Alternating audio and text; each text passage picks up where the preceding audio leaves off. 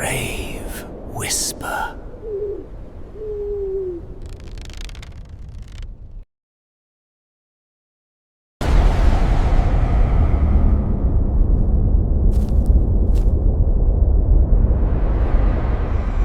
I wasn't supposed to be there. That's the first thing I need you to understand. I was driving west through northern Missouri, cutting across back roads to avoid traffic and save time. It was late October, the kind of evening where the sky turns the color of bruised peaches just before dark. My phone had lost service about an hour earlier, but I wasn't worried. I'd driven these kinds of roads my whole life. Cornfields, silos, stretches of nothing that felt familiar in a comforting way. Then I missed a turn. I realized it too late.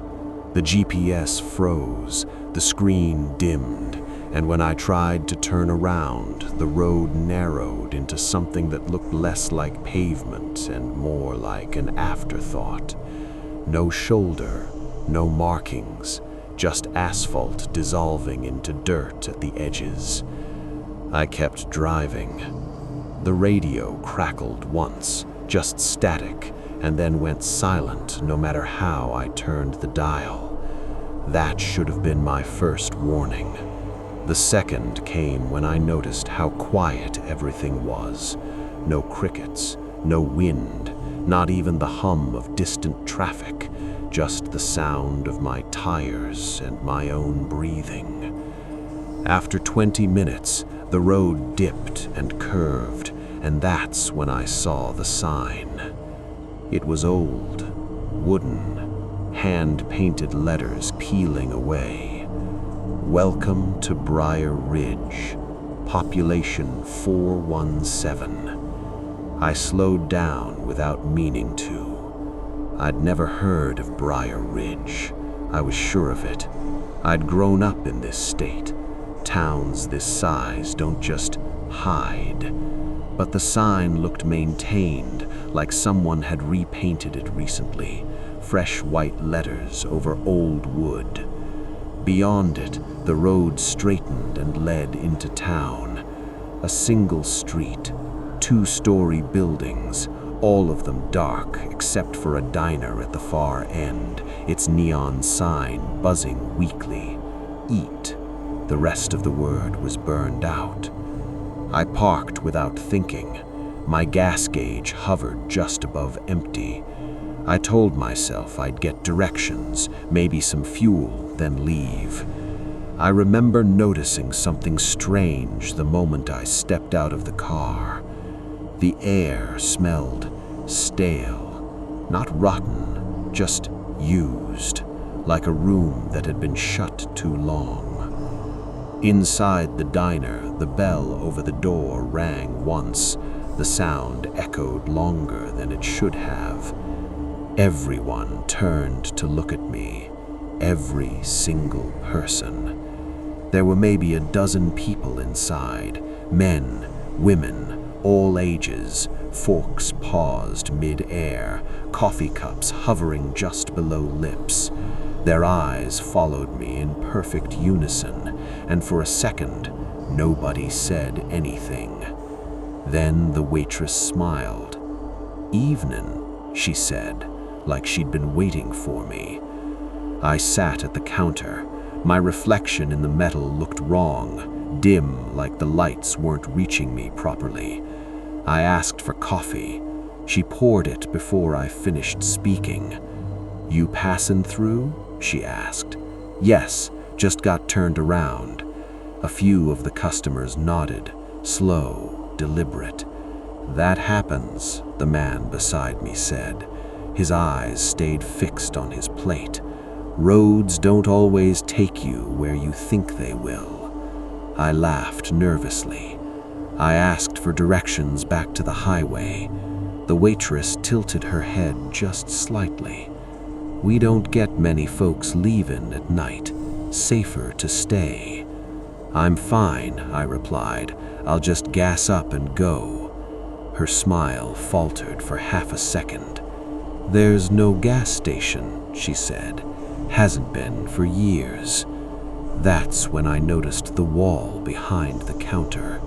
Photographs, dozens of them, framed, all showing the same thing. People standing beneath the Briar Ridge sign, smiling, arms around each other. Different years, different clothes, different faces. And then I saw one that made my stomach drop. A man in a dark jacket, tired eyes, standing just a little apart from the others. Me, same jacket, same scar on my chin, taken from an angle I couldn't remember. I stood up so fast my chair screeched across the floor. Nobody moved. The waitress finally spoke, her voice softer now. "Don't worry, everyone's confused their first night." Nobody tried to stop me when I walked out of the diner. That was the worst part. No shouting, no grabbing my arm, no dramatic warnings. Just silence and the soft chime of the bell over the door as it swung shut behind me. The sound felt final, like a period at the end of a sentence I hadn't finished reading. The street was darker now. The diner's weak neon glow barely reached the sidewalk. I could see my car parked exactly where I'd left it, untouched, waiting. Relief washed over me. I told myself the photo was a trick, some kind of local joke. Hell, maybe someone who looked like me had passed through years ago. I grabbed my door handle and pulled. Nothing. I tried again, harder. The handle moved, but the door wouldn't open, like it was locked from the inside. That's when I noticed the inside of the car. The seats were there, the dash, the steering wheel, but the keys were gone. I stepped back slowly, heart starting to pound. I knew I'd taken them with me. I always did. They were habit, muscle memory, impossible to forget. "Looking for these?" The voice came from behind me. I spun around. It was the man from the diner, the one who'd spoken without looking at me.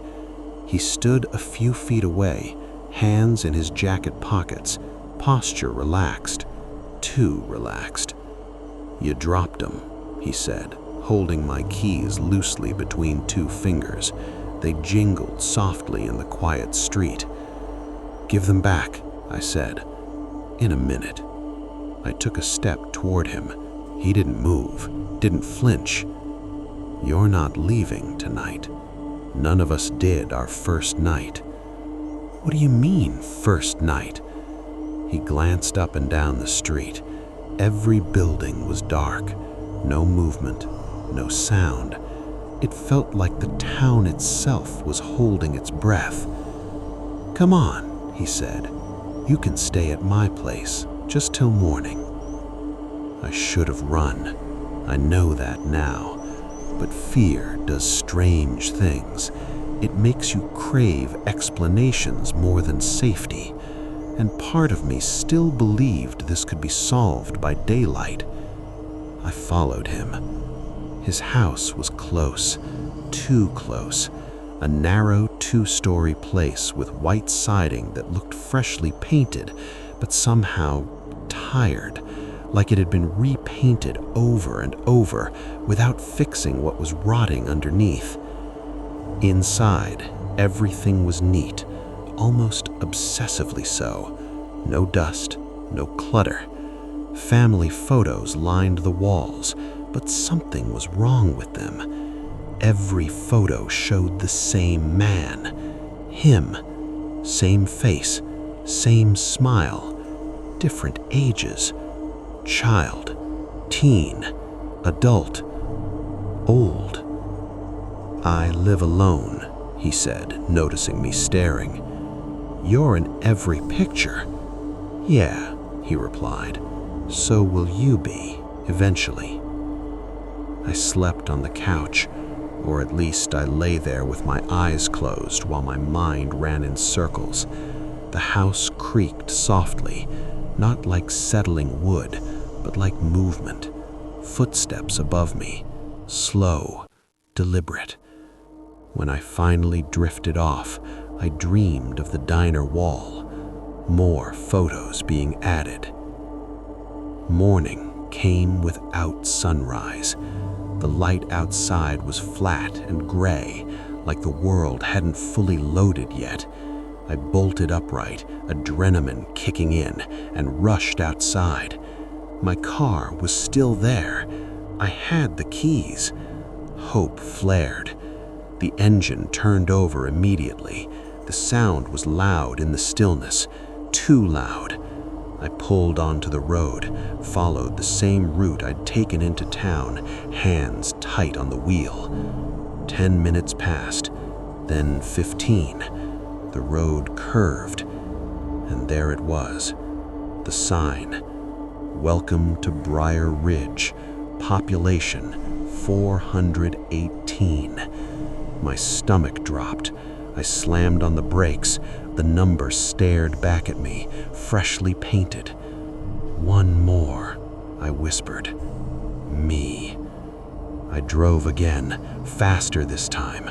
I took turns I didn't recognize, cut through side streets, past houses with curtains drawn tight. No matter what direction I went, the road always bent back toward town, always toward town. People began to appear on the sidewalks, watching, smiling politely, like neighbors observing a parade. I stopped near the diner again, hands shaking. The waitress was outside now, sweeping the same clean patch of sidewalk over and over.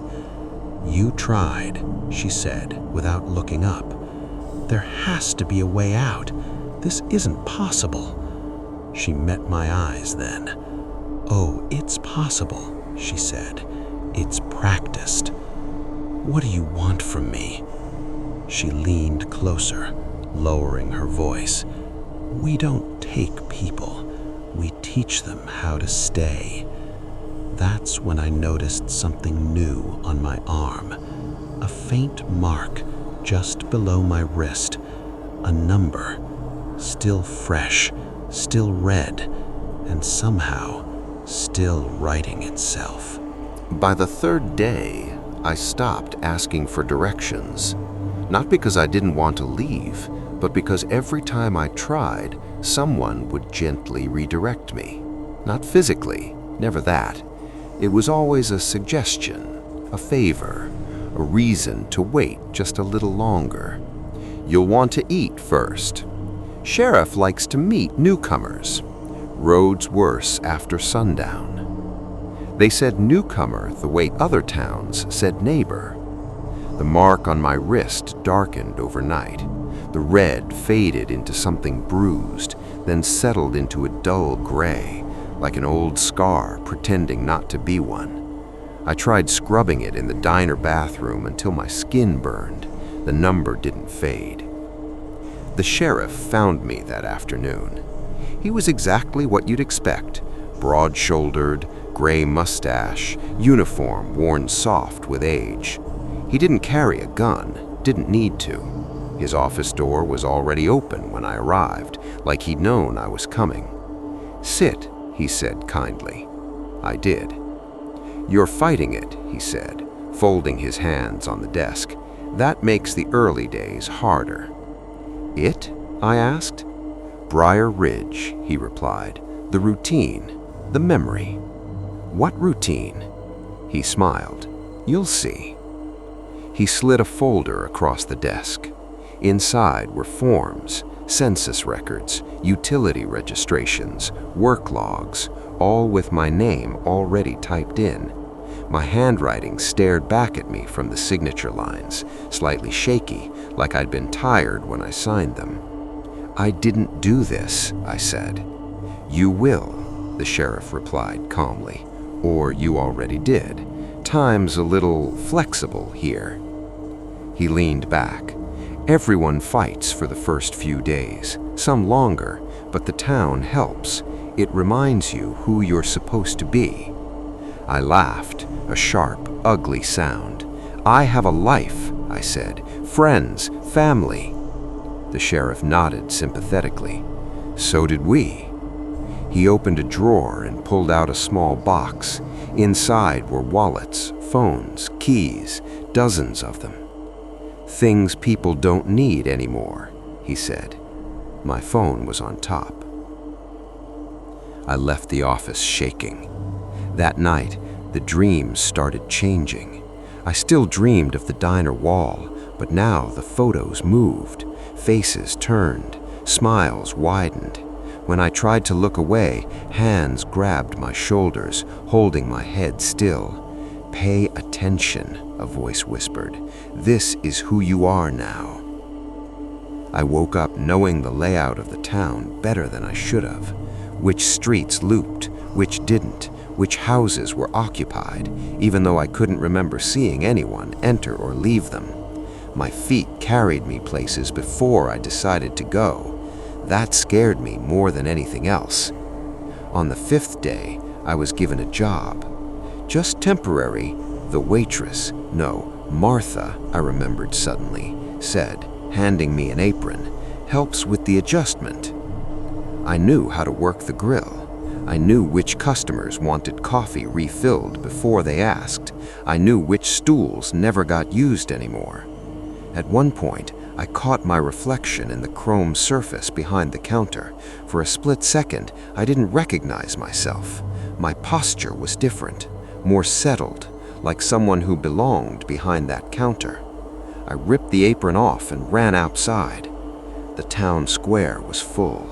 People gathered around a bulletin board as new notices were pinned up.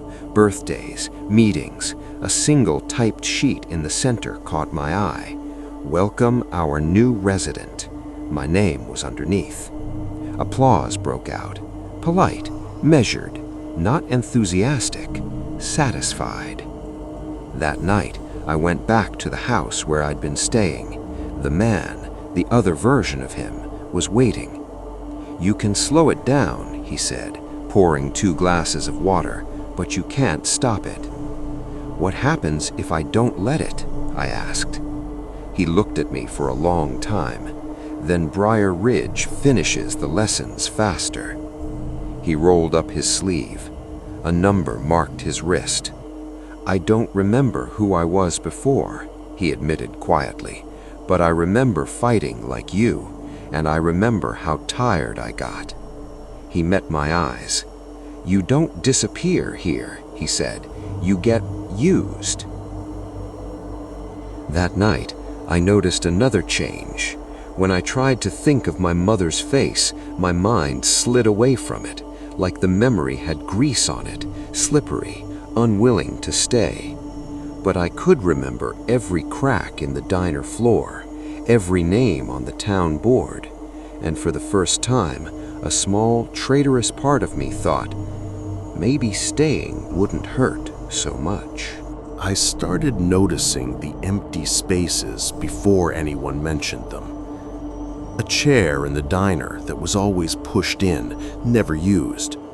A house with lights on every evening, but no one ever stepping outside. A name on the town board that stopped appearing on notices. When I asked about it, people gave me the same answer. They moved on. The phrase sounded rehearsed, polite, tidy, and completely hollow. By the end of the week, the mark on my wrist itched constantly. The number 418 felt warmer than the rest of my skin, almost alive. I wrapped it in cloth at night, but I'd wake to find the bandage neatly folded on the bedside table. I wasn't doing that. The sheriff called a town meeting on Sunday. Everyone showed up. We gathered in the community hall, rows of metal folding chairs, a low ceiling that made the room feel smaller than it was. I counted heads without meaning to. I stood.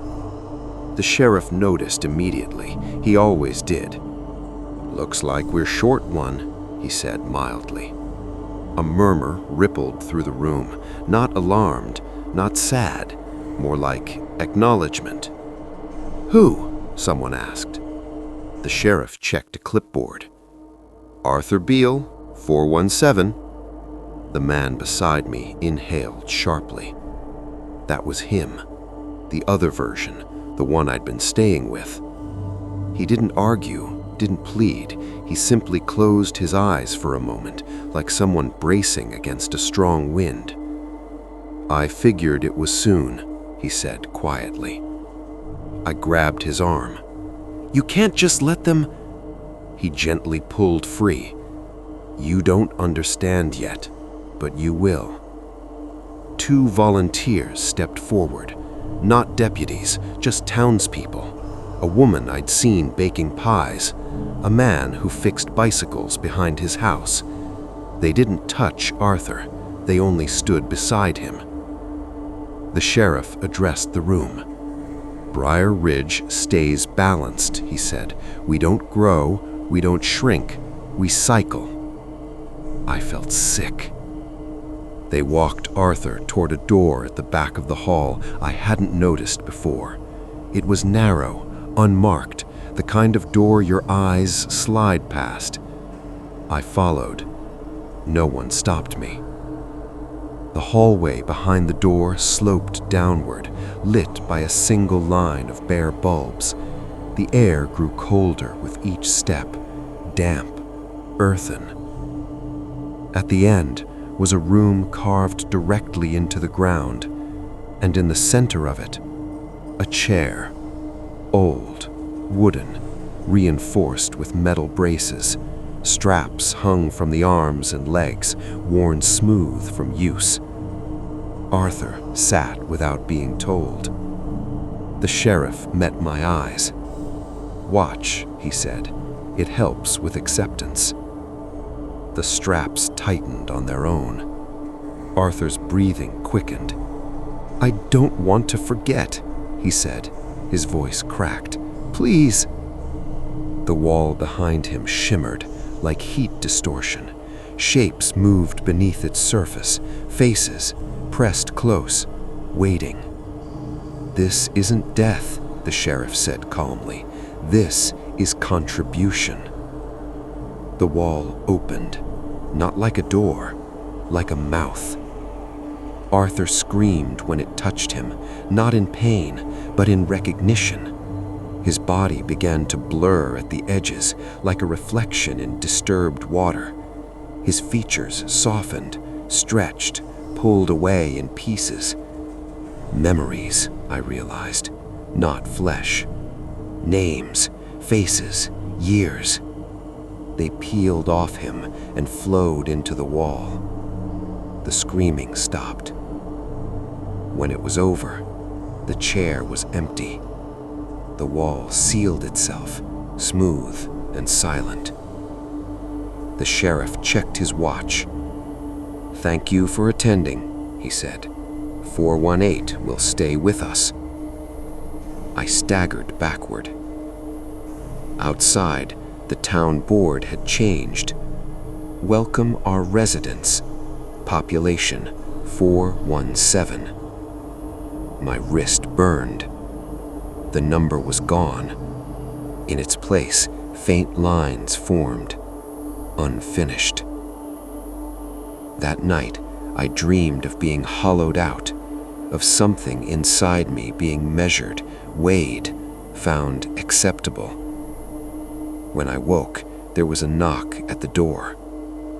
The sheriff stood outside, hat in hand. "You're next in line now," he said gently. "But you've got time."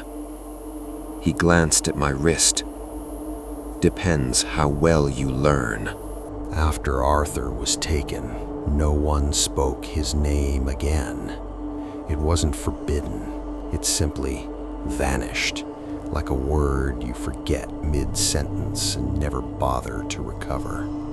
His room in the house was empty the next morning, bed made, dresser cleared, walls bare, no dust where pictures had hung, no indentation in the mattress. It was as if the space had always been waiting for me. The house felt warmer. That's when I realized Briar Ridge wasn't feeding on bodies. It was feeding on excess, on memories that didn't fit, on people who carried too much of the outside world with them. The sheriff explained it to me the following afternoon over coffee at the diner. "You ever prune a tree?" he asked. I nodded slowly. "If you don't," he continued, "the branches choke each other out. Fruit rots before it ripens. Briar Ridge just trims." "Arthur didn't need trimming," I said. The sheriff stirred his coffee. He remembered too much, wouldn't let the town settle in him. My wrist itched again. The faint lines beneath my skin pulsed softly, like they were waiting to be filled. "You're different," he said. "That's why you're still here." "Different how?" He leaned closer. "You're learning." I hated that part of me believed him. Over the next few days, the town tested me. Small things at first. A woman at the post office asked me to deliver a letter addressed to a house I knew was empty. I hesitated. "Go on," she said gently. "You know the way." And I did.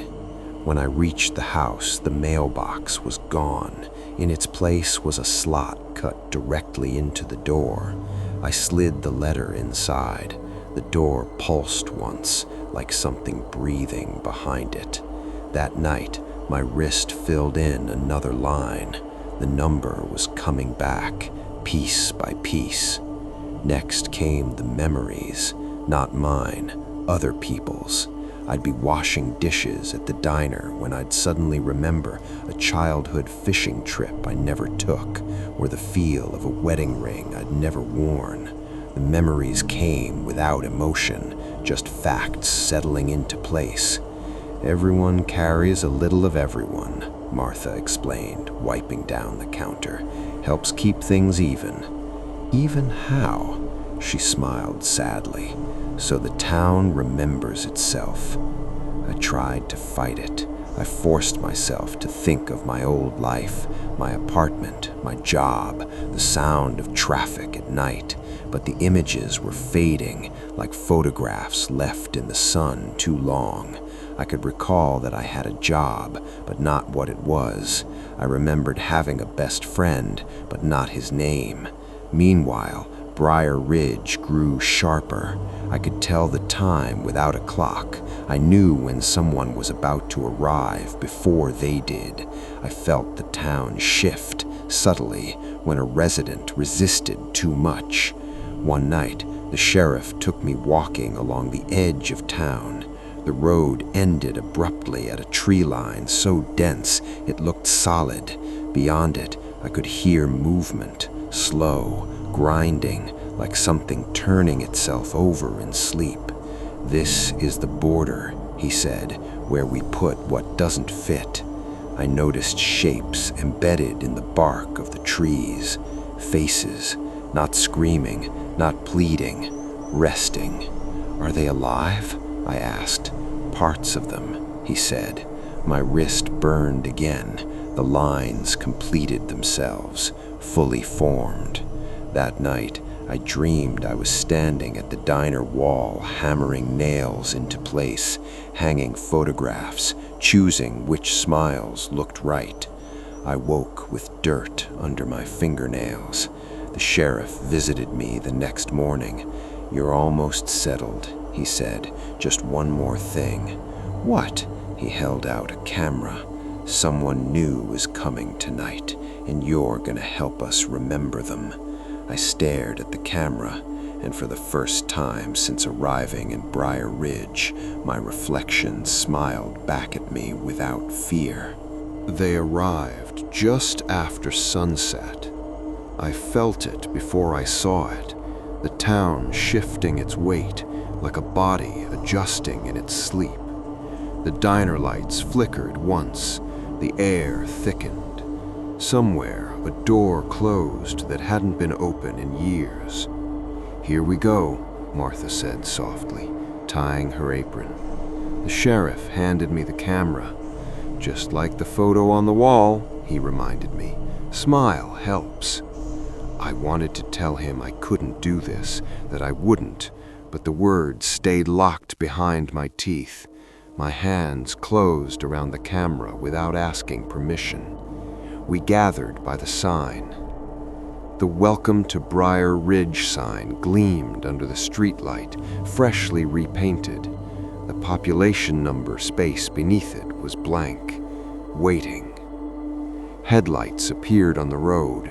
A car rolled into town slowly, uncertainly, engine ticking, tires crunching over gravel. It stopped near the diner, exactly where mine had. The driver stepped out, male, mid-30s, hoodie, tired eyes scanning the street the same way mine had. I recognized the posture immediately, lost but still hopeful. "Evening," the sheriff said, stepping forward. "You all right there?" The man laughed nervously. "Yeah, just think I took a wrong turn." I swallowed. "Easy fix," the sheriff replied. "Why don't you get a picture first? Folks like to remember their first night." He hesitated. "I'm not really a picture guy. It's tradition," I heard myself say. My voice sounded calm, friendly, like I'd practiced it. He looked at me, really looked. Something flickered in his eyes, recognition without context, like seeing a familiar face in a dream. "Okay," he said, finally. He stood beneath the sign. I raised the camera. Through the viewfinder, the town looked sharper than real life, the edges too clean, the shadows too patient. "Smile," I said. The flash went off. The town exhaled.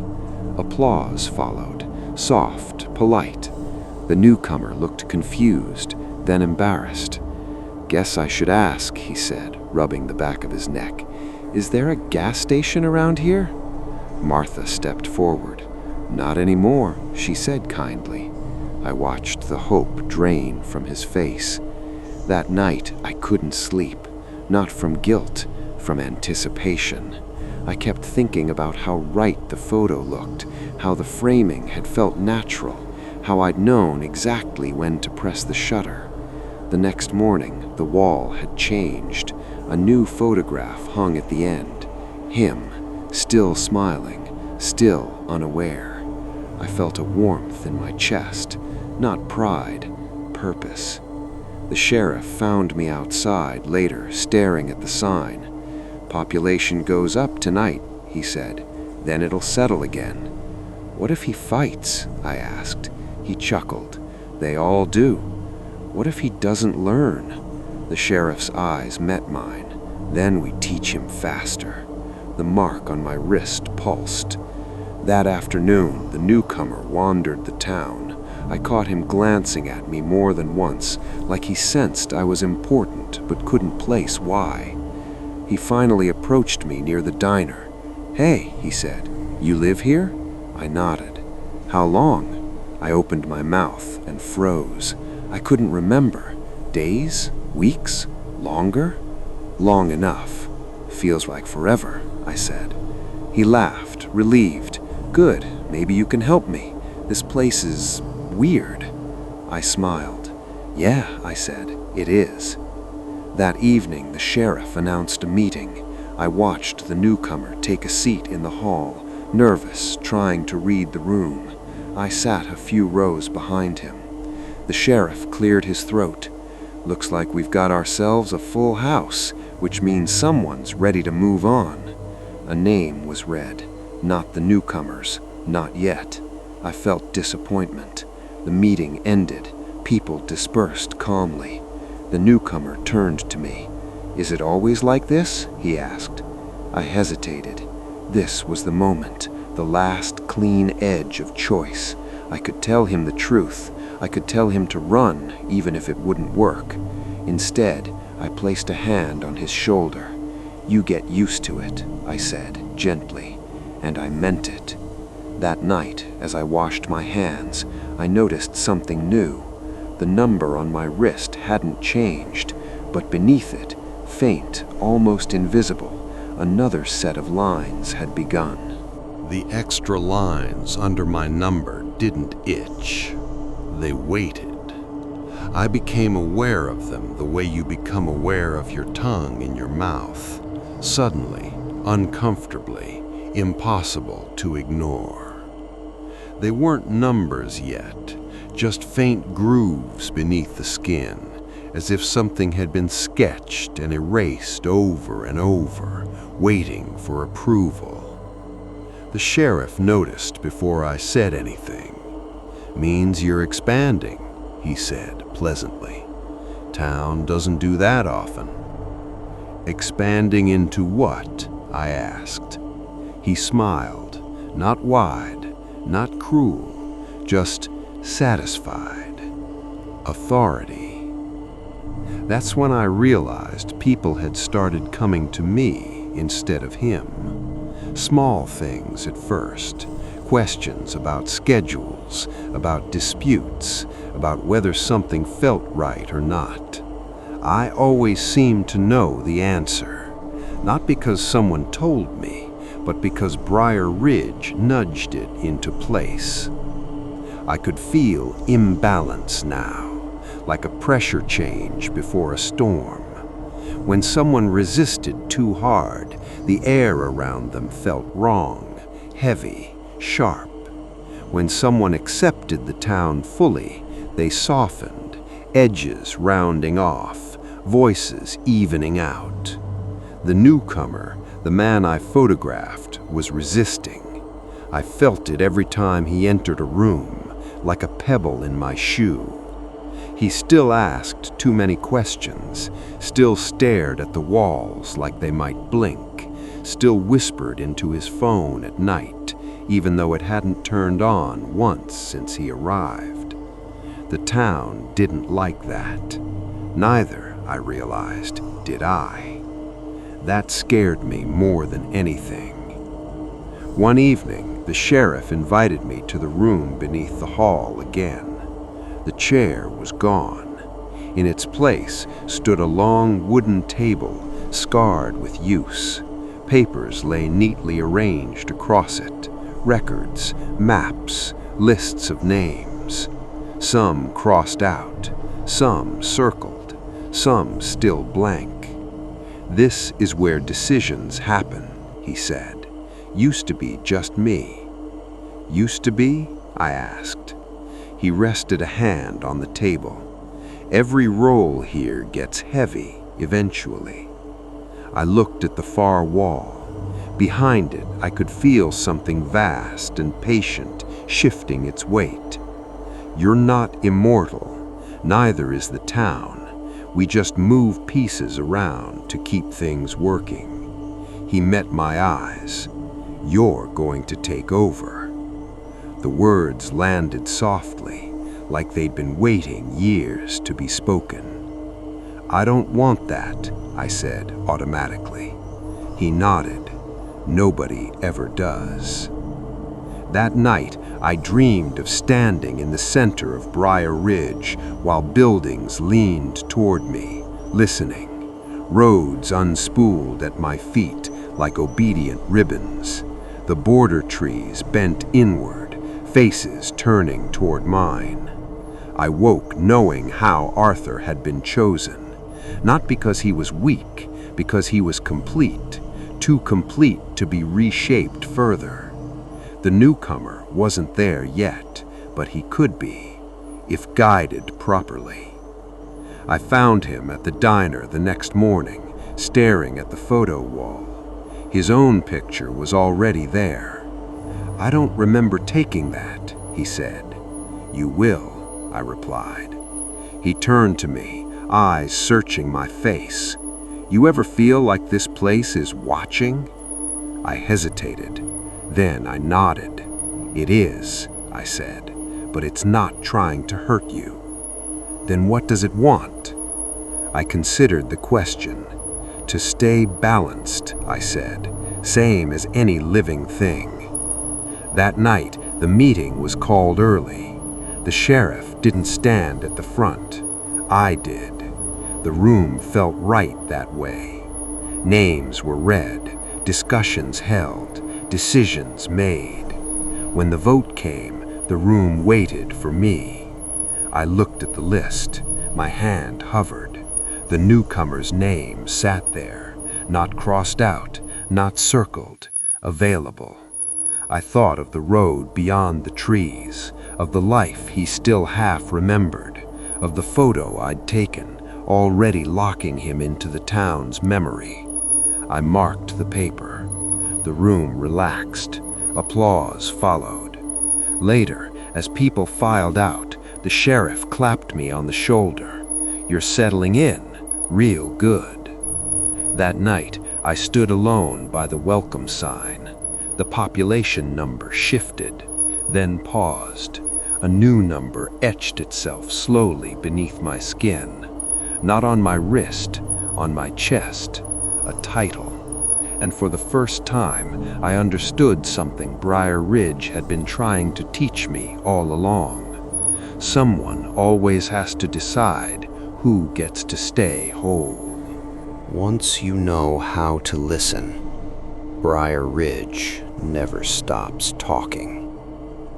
Not with voices, with pressure, with weight, with a constant low awareness that something is being held back. I felt it most clearly at the border, where the road dissolved into roots and shadow. The sheriff used to stand beside me when I went there. Now he stayed behind. "You don't need me for this part," he'd said. The trees no longer looked solid. I could see the seams now, places where bark folded inward like stitched skin. The faces embedded there had grown clearer, more expressive. Some of them knew me. I felt the imbalance coming days before it arrived, a heaviness in my chest, a restlessness in the town, doors creaking open on their own, then closing again, children crying for no reason they could name. "The filter's clogging," Martha said quietly as she poured coffee. "Too much trying to pass through." "What happens if it does?" I asked. She didn't answer. That night, the newcomer, the one I'd marked, tried to run. I felt it the moment his foot crossed the tree line. The tree screamed, not out loud, inside my bones. I ran. By the time I reached the border, the trees were moving. Roots rose like knuckles beneath the soil. Branches twisted toward the sound of his breathing. He was halfway in, fighting, clawing, sobbing. "Please," he shouted when he saw me. "I remember you. You helped me." "I know," I said, and I meant it. The forest surged. Behind it, beyond the trees, I saw what Briar Ridge was protecting the world from. Not a monster, a pressure, a vast, endless accumulation of what didn't fit anywhere else. Lives half-lived, choices never resolved, people who slipped through cracks and never landed. They weren't dead, they were unresolved. They pressed forward constantly, seeking shape, seeking definition, seeking somewhere to finish becoming. Briar Ridge took them in, trimmed them, balanced them. I grabbed the newcomer's arm. The town pulled one way, the forest pulled the other. "What is it?" he screamed. "A filter," I said. "A dam." "Then let it break," he cried. "Let me go." I looked past him. If the filter broke, Briar Ridge wouldn't be the only thing swallowed. I made the decision before I realized I'd made it. I pulled him back. The forest stilled. The pressure eased. The newcomer collapsed, sobbing. Later, at the meeting, the sheriff didn't speak. I did. "The town holds," I said, "but we need more room." The room understood. A name was offered, not his, mine. A murmur ran through the crowd. I felt the weight shift, testing me. "No," I said, "not yet." The town accepted that, for now. That night, I dreamed of the unresolved mass beyond the trees, of hands reaching out, not in anger, but in need. I woke knowing Briar Ridge wasn't cruel, it was necessary. And necessity, I was learning, is the most dangerous justification of all. After the night at the border, Briar Ridge stopped pretending I had time. The town moved differently, faster, quieter. Conversations ended when I entered rooms. Doors opened before I touched them. The diner clock froze at the same minute every time I looked at it, like the town no longer cared to measure small units. The pressure beyond the trees didn't recede. It pressed harder. People started forgetting things they shouldn't. A woman forgot her husband's name mid-sentence. A man forgot which house was his and stood crying in the street until someone guided him inside. The filter was failing. The sheriff finally looked tired. We stood together in the square at dusk, watching the welcome sign repaint itself yet again. The population number flickered, unable to settle. "You can feel it now, can't you?" he asked. "Yes," I said. "Good. Means the town's nearly done teaching." I turned to him. "What happens when it breaks?" He didn't answer right away. "When a dam fails," he said eventually, "it doesn't just release water, it releases pressure. Everything that was being held back comes all at once." I thought of the unresolved mass beyond the trees, of people who never finished becoming who they were supposed to be. "How do we stop it?" I asked. The sheriff met my eyes. "You don't," he said. "You replace it." The words settled into me like stones. That night, the meeting hall filled beyond capacity. People stood along the walls. Some sat on the floor. No one complained. No one needed explanation. They knew. The sheriff stood beside me, not in front, beside. "The town requires a permanent anchor," he said to the room. "Someone who can hold memory, pressure, and balance without leaping." All eyes turned to me. I felt the mark on my chest pulse, spreading outward, mapping something vast beneath my skin. "You won't die," the sheriff added.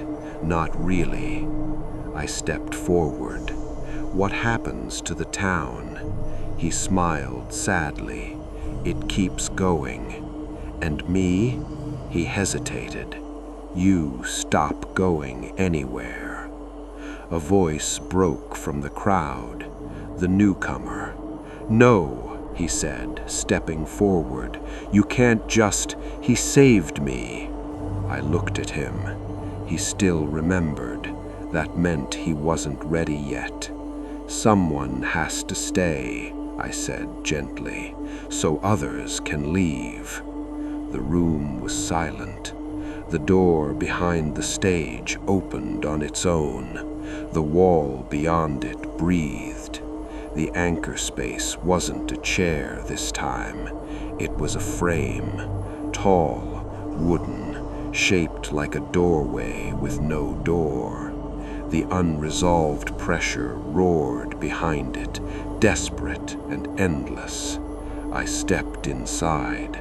The town surged. Memory poured into me. Every resident, every arrival, every choice ever made in Briar Ridge. I felt the roads curl inward, the trees stiffen, the diner lights stabilize. The pressure eased. The frame closed around me, not tight, but complete. I wasn't crushed. I was set. The last thing I saw before my vision settled was the newcomer being led gently away from the border, back toward a life he might still finish. The welcome sign repainted itself one final time. Population 416. Balanced. I don't know how long I've been here. Time doesn't pass the way it used to. It layers, it settles. Moments stack on top of each other like sediment, and I exist somewhere in the pressure between them. I am not trapped. That's important. I am placed. From where I stand, I can feel the whole town at once. Every footstep on every road, every breath drawn inside every house. Briar Ridge moves through me now. Its memory, its balance, its quiet violence. I hold it together. The frame isn't a prison, it's a lens. Through it, I see arrivals long before headlights crest the hill. I feel uncertainty ripple down the road like a dropped coin rolling toward a drain. The town still pretends these moments are accidents. They're not, they're invitations. The sheriff visits sometimes, or maybe that's a memory wearing his shape. He doesn't speak much anymore. He doesn't need to. The town answers to me now, the way a body answers to its spine. Martha still runs the diner. She looks older. Everyone does, eventually. But Briar Ridge keeps them usable. It smooths away what would break them too early. The newcomer left. I felt it when he crossed the tree line, cleanly, fully. The unresolved pressure didn't reach for him. That meant he'd finished becoming who he was meant to be. That's how it works. People don't vanish here. They're either completed or repurposed. I've learned what lies beyond the forest isn't evil. That word is too simple. It's accumulation, leftovers of choices never made, paths abandoned halfway through. The world produces more of that than it knows how to store.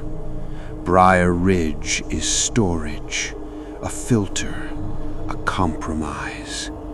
Without places like this, the pressure would leak everywhere. Towns would fold inward. People would feel watched for no reason and be right about it. roads would lead nowhere and stay that way. You felt it before, that moment when a wrong turn feels heavier than it should, when a place seems to recognize you a second too quickly. Those places have anchors. I am one of them. And now, so are you. Because this story isn't a warning, it's a record. The frame learned something from me. Memory travels. Stories carry pressure. When you listen closely enough, when you imagine a place clearly enough, it creates a thin connection. Not enough to pull you in, just enough to let Briar Ridge feel you. That's why you're still listening. Somewhere out there, your road hasn't finished yet. A choice you delayed, a turn you never took. The unresolved part of you presses gently forward, looking for somewhere to rest. Briar Ridge doesn't need everyone, just enough. If you ever see a sign that looks newly painted, if your radio goes quiet too suddenly, if a town greets you like it's been waiting, don't panic. That only makes the lessons faster. Stop, eat something, let them take your picture. Balance has to come from somewhere, and if you don't finish becoming who you are, someone else will hold the rest for you. I'll be here. I always am.